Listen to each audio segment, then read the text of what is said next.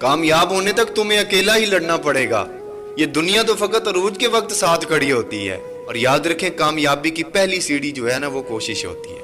कोशिश से गलती, गलती से सबक, और सबक से तजर्बा, और तजर्बे से हमेशा कामयाबियां मिलती हैं। हमेशा कामयाबी से। अगर कोई बंदा ये सोचता है ना कि मैं बगैर मेहनत के कामयाब हो जाऊं, अगर कोई बंदा सोचे कि मैं रातों रात अमीर हो जाऊं, कामयाब बन जाऊं, तो ये उसकी गलत फहमी है, और ये सबसे बड़ी उसके लिए नाकामी है।